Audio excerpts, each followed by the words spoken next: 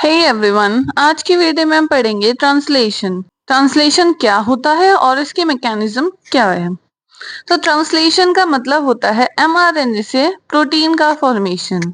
यानी हम इसकी डेफिनेशन को ऐसे भी लिख सकते हैं, process of polymerization of amino acid to form a polypeptide. मतलब क्या है, अमीनो एसिड का पॉलीमराइजेशन होना, यानी बहुत सारे अमीनो एसिड की एक चेन बनना। और अमीनो एसिड की चेन क्या होती है, प्रोटीन होती है, यानी कि पॉलीपेप्टाइड। प्रोटीन्स में जो अमीनो एसिड होते हैं उनके बीच में जो बॉन्ड होते हैं उसको हम पेप्टाइड बॉन्ड बोलते हैं। ऐसे ही बहुत सारे पेप्टाइड बॉन्ड जब बन जाते हैं तो एक पॉलीपेप्टाइड चेन बना लेते हैं। तो यानी कि formation of polypeptide chain is called translation, या फिर ऐसे भी कह सकते हैं कि formation of protein from RNA is called translation. अब यहाँ पर एमआरएनए, आरआरएनए, टीआरएनए तीनों ही होता है, बट मेनली जो है वो एमआरएनए ही होता है, क्योंकि एमआरएनए टेम्पलेट की फॉर्म में काम करता है और उसको रीड करके प्रोटीन बनती है। तो यहाँ हमने स्पेसिफिक एमआरएनए लिखा है, बाकी हम नॉर्मल आरएनए टू प्रोटीन भी लिख सकते हैं। अब ये प्रोसेस कहाँ होता है, ये प्रोसेस होता है साइटोप्लाज्म में। अगर हम प्रोकैरियोट की बात करें तो प्रोकैरियोट में तो रेप्लिकेशन और ट्रांसक्रिप्शन और ट्रांसलेशन, ये तीनों प्रोसेस ही साइटोप्लाज्म में चलते हैं, क्योंकि उसमें तो कोई न्यूक्लियस होता ही नहीं है। लेकिन अगर हम यूकैरियोट्स की बात करें तो यूकैरियोट्स में रेप्लिकेशन और ट्रांसक्रिप्शन, ये दोनों प्रोसेस तो होते हैं न्यूक्लियस में। उसके बाद ये जो ट्रांसलेशन वाला प्रोसेस है, यानी आरएनए से प्रोटीन बनने वाला प्रोसेस है, ये होता है साइटोप्लाज्म में। तो इसका मतलब इसके लिए एमआरएनए साइटोप्लाज्म में प्रेजेंट होना चाहिए। तो ट्रांसक्रिप्शन के दौरान जो आरएनए बनी थी वो न्यूक्लियस से बाहर आ जाती है साइटोप्लाज्म में, और फिर ये वहां पर प्रोटीन बनाती है। तो साइटोप्लाज्म में चाहे यूकैरियोट हो चाहे प्रोकैरियोट हो, ट्रांसलेशन जो होता है वो साइटोप्लाज्म में होता है। अब इसकी मैकेनिज्म देखते हैं। इसकी मैकेनिज्म का फर्स्ट स्टेप है चार्जिंग ऑफ टीआरएनए, या फिर इसको हम बोलते हैं अमीनो असाइलेशन ऑफ टीआरएनए। इसका मतलब टीआरएनए चार्ज होता है या फिर उसके ऊपर अमीनो एसिड लग जाता है, उसको हम बोलते हैं चार्जिंग ऑफ टीआरएनए। अब ये होता कैसे है, A means amino acid. Amino acid पहले एटीपी के साथ रिएक्शन करेगा, एडेनिन ट्राइफॉस्फेट। तो इसमें से दो फॉस्फेट तो निकल जाएंगे, ट्राइफॉस्फेट है, टी फॉर ट्राई, ट्राई मतलब तीन फॉस्फेट है। अब दो फॉस्फेट तो यहाँ पे निकल गए और बचे कितने, फिर एक। तो यहाँ हम क्या लिख देंगे, AAAMP, यानी इन दोनों में बॉन्ड बना लिया अमीनो एसिड के साथ एडेनिन मोनोफॉस्फेट ने, एक मोनोफॉस्फेट बचा।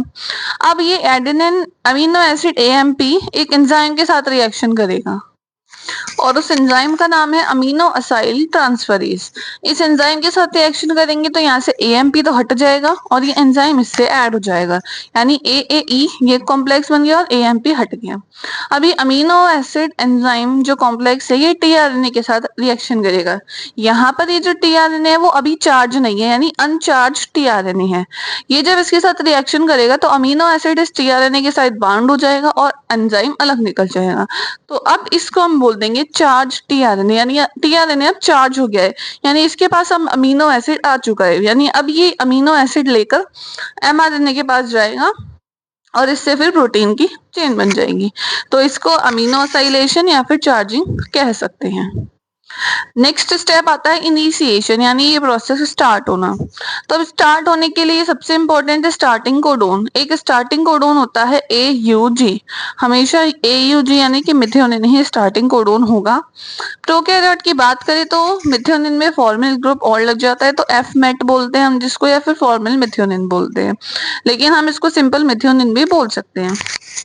तो ये जब AUG कोडोन आता है, यानी स्टार्टिंग कोडोन आता है, तो उस जगह से स्टार्ट हो जाता है ये ट्रांसलेशन का प्रोसेस। तो इसको स्टार्ट करने के लिए कुछ हमें फैक्टर्स चाहिए होते हैं, जो होते हैं इनिशिएशन फैक्टर्स।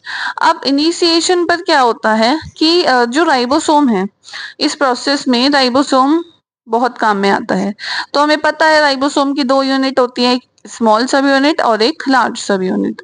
अगर हम प्रोकैरियोट्स की बात करें तो प्रोकैरियोट्स में 70S टाइप का राइबोसोम होता है, तो उसकी दो सब यूनिट्स है 30S और 50S। ऐसे ही अगर हम यूकैरियोट्स की बात करें तो उसकी भी दो सब यूनिट है 40S और 60S।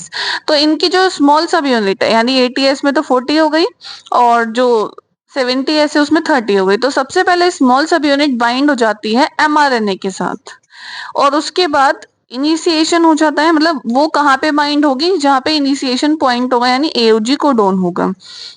और फिर उसके बाद फर्स्ट अमीनो एसिड यानी कि मिथ्योनिन टीआरएनए लेकर आता है। एक बार डायग्राम से समझते हैं कैसे होता है। ये है एमआरएनए 5 to 3' एमआरएनए, यानी एमआरएनए को ही रीड करता हुआ चलेगा और आगे उस हिसाब से प्रोटीन बनेगी। एमआरएनए पे इस जगह पर ये स्टार्टिंग कोडोन है AUG, इसको बोलते हैं इनिशिएटर कोडोन या स्टार्टिंग कोडोन। अब इसको पहचानेंगे, तो इसको पहचानने के लिए, पहचानने के बाद यहाँ पर राइबोसोम के स्मॉल सब यूनिट है। राइबोसोम की 2 सब यूनिट होती है, एक स्मॉल और एक लार्ज। तो सबसे पहले स्मॉल सब यूनिट आती है। अगर हम 70S की बात करें तो ये 30 बोल सकते हैं। तो जैसे ये 30S यूनिट आ गई, फिर यहाँ पर जो टीआरएनए है वो लेकर आता है फर्स्ट अमीनो एसिड को। अच्छा, अब यहाँ फर्स्ट यूनिट आने के बाद ये जो स्मॉल सब यूनिट आ गई, उसके बाद लार्ज सब यूनिट भी आती है और ये दोनों किससे बाइंड होती है? मैग्नीशियम से। ये हमने पहले भी सेल ऑर्गेनल्स में देख चुके हैं कि राइबोसोम की दोनों सब यूनिट्स जो होती है वो मैग्नीशियम आयन की कंसेंट्रेशन, एक फिक्स कंसेंट्रेशन होती है, उससे बाइंड रहती है। तो ये बाइंड हो गई दोनों सब यूनिट। और फिर ये जो राइबोसोम है इस पे 3 साइड होती है, एक होती है ए साइड, एक पी साइड और एक ई साइड। ए साइड मतलब अमीनो एसिड साइड, यानी यहाँ से टीआरएनए लेकर आएगा अमीनो एसिड को। फिर ये होती है पेप्टाइड साइड, यानी इस जगह पर चेन बनेगी। और ये होती है एग्जिट साइड, यानी यहाँ से बाहर निकल जाएगा। यहाँ से आया, यहाँ पे चेन बनाई और फिर यहाँ से बाहर निकल गया। ऐसे करके ये प्रोसेस चलता है। लेकिन इस प्रोसेस में हमें ऐसा लगता है कि एमआरएनए मूव कर रहा है, लेकिन इस प्रोसेस में एमआरएनए मूव नहीं करता, इस प्रोसेस में राइबोसोम मूव करता है। ये पूरी की पूरी जो यूनिट है वो आगे शिफ्ट होती जाती है। तो यहाँ पर क्या हो रहा है, पहले स्मॉल सब यूनिट आई, बाद में लार्ज सब यूनिट आ गई, स्टार्टिंग कोडोन पे दोनों बाइंड हो गए। फिर टीआरएनए लेकर आया किसको? मिथ्योनिन को पी साइड पर। फर्स्ट है क्योंकि AUG मतलब मिथ्योनिन, और ये एंटीकोडोन, इसकी जो साइट है, इस एंटीकोडोन साइड से ये कोडोन से बाइंड बना लेगा, बॉन्ड बना लेगा और यहाँ पर अमीनो एसिड बाइंड हो जाएगा। तो ये होता है पहला स्टेप जिसको हम बोलते हैं इनिशिएशन।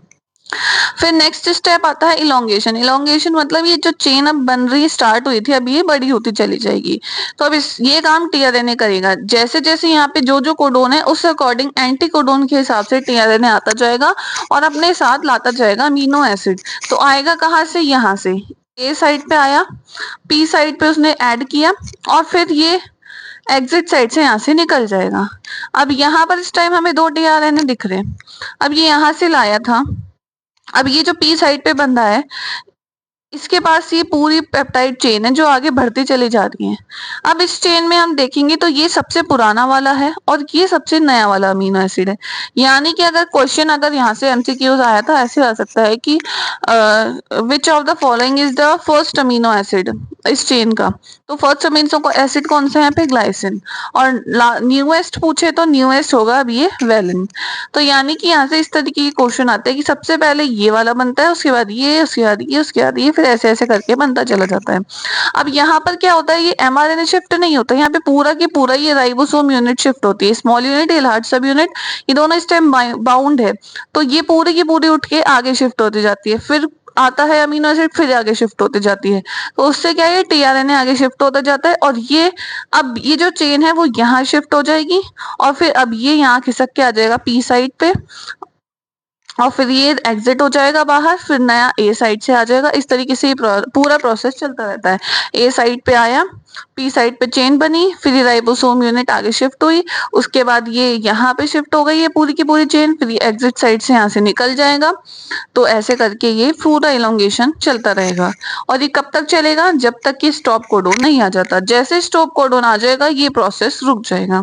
अब ये जो अमीनो एसिड्स हैं ये आपस में किससे जुड़े रहेंगे? पेप्टाइड बॉन्ड से। इसमें जो राइबोसोम है वो भी कैटलिस्ट की तरह काम करेगा और कैटलिस्ट का काम क्या होता है? एनहेंसर का, स्पेशली कि ये जो पेप्टाइड बॉन्ड फॉर्मेशन हो रहे हैं इनकी रेट को बढ़ा रहे हैं, जिन जल्दी जल्दी ये काम हो। और हमेशा ये जो प्रोसेस चलता है वो 5 to 3 डायरेक्शन में चलता है। हमने रेप्लिकेशन की बात करी, ट्रांसक्रिप्शन की बात करी, वो दोनों ही 5 to 3 डायरेक्शन में चल रहे थे। सेम ये भी 5 to 3 डायरेक्शन में चलता है। और यहाँ पर मूव कौन करता है? मूव करता है राइबोसोम। तो यहाँ पे स्पेसिफिक कोडॉन्स होते हैं, वो आपस में यहाँ पे बाइंड होते हैं और फिर आगे ऐसे प्रोसेस चलता रहता है। ठीक है, ये है mRNA, ये है टीआर, ये है चार्ज टीआरएनए क्योंकि इसके पास अमीनो एसिड है और अब इसके पास हट गई तो अब ये अनचार्ज टीआरएनए हो गया। ऐसे करके ये चलता है। तो इसमें कौन कौन से, अगर हम रॉ मटेरियल की बात करें, एक तो हमारे काम आया mRNA, एक हमारे काम आया राइबोसोम की दोनों यूनिट्स, इन दोनों को बाइंड करने वाले मैग्नीशियम, टीआरएनए और आरआरएनए। आरआरएनए कैसे, ये राइबोसोम।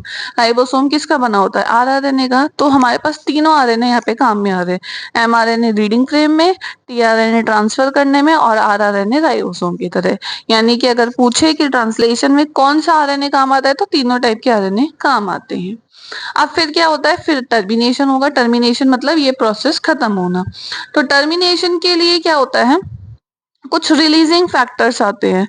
रिलीजिंग फैक्टर आते हैं कहाँ पर आएंगे, जब स्टॉप कोडोन आ जाएगा। स्टॉप कोडोन कौन कौन से है, UAA, UAG, UGA, ये हम ऑलरेडी पढ़ चुके हैं जेनेटिक कोड में। अगर आपने नहीं पढ़ा तो आप प्ले लिस्ट में जाकर चेक कर लीजिए जेनेटिक कोड के नाम से। तो ये तीनों स्टॉप कोडोन, इनमें से कोई भी एक आ जाता है तो रिलीजिंग फैक्टर उस अकॉर्डिंग आ जाता है और फिर ये सब अलग अलग हो जाते हैं, राइबोसोम अलग, एमआरएनए अलग और पॉलीपेप्टाइड जो नई चेन बनी है वो अलग। तो ऐसे करके फिर ये प्रोसेस खत्म हो जाता है। तो ये बिल्कुल सिंपल सा प्रोसेस है और प्रोकैरियोट्स और यूकैरियोट्स में लगभग एक जैसी मशीनरी चलती है, थोड़ा बहुत यूकैरियोट्स में एडवांस टाइप का होता है। अब कुछ नोट है इस टॉपिक में। एक तो क्या कि राइबोसोम कैटलिस्ट की तरह काम करता है, मतलब इसकी तरह तो काम कर ही रहा है कि वो ट्रांसलेशन में काम कर रहा है, साथ ही कैटलिस्ट की तरह काम भी करता है और पेप्टाइड बॉन्ड के फॉर्मेशन में हेल्प करता है।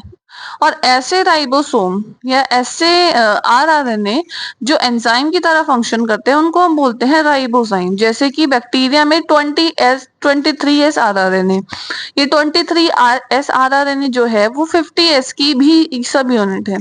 तो ये एज अ राइबोजाइम यानी कि एंजाइम फंक्शन करता है।